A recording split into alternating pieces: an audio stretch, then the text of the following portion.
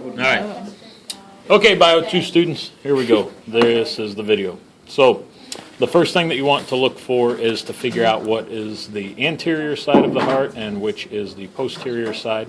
So if you find this diagonal line of fat, that tells you that's the anterior side.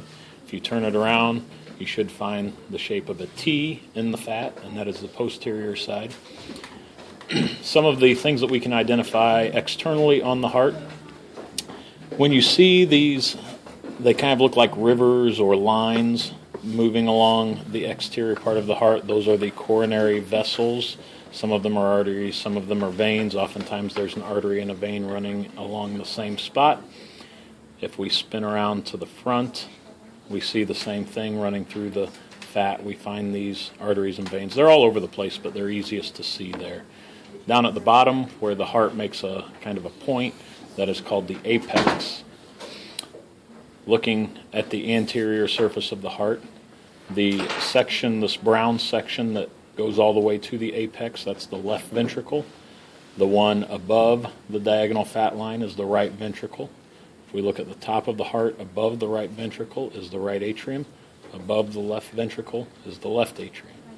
Okay, so now, before I trace the path of blood, let me show you inside. There are two other things inside you need to know. The thick muscular wall between the right ventricle and left ventricle is the septum. And then the little strings There is no track practice today. The strings or cords connecting the valve to the muscular wall are called chordae tendineae.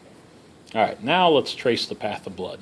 So the blood starts at the body, and then it has to get to the heart through a vessel. That vessel is called the vena cava.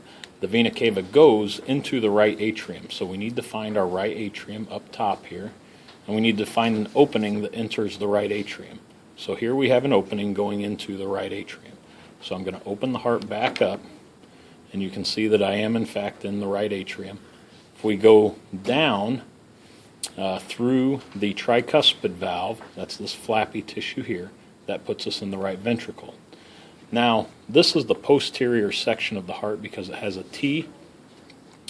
The blood leaves the right ventricle on the anterior section. So I'm going to switch over to this portion of the right ventricle, and I'm going to put the probe all the way back and up inside that. And if I wiggle it around, I can get the probe to come out through the pulmonary artery. So this is the pulmonary artery.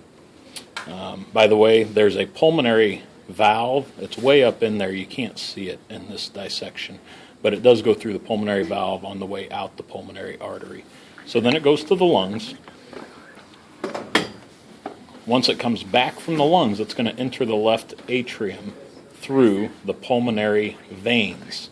So the left atrium, somewhere back here on the left atrium, we're going to find an opening. Now the pulmonary veins have been removed on this heart, but they would have been right here. So we go into the left atrium. Again, I'll open this up and show you that we are in fact in the left atrium. And if I go down, I go through the mitral valve, also known as the bicuspid, into the left ventricle. Now that I'm in the left ventricle, and I know it's the left ventricle because it goes all the way down to the apex, if I slide past the mitral valve, I can go up here, which is the aortic valve. This flap of tissue here is the aortic valve, and up through the aorta and out and back to the body. And that is the path of blood through the heart. The end. Oh.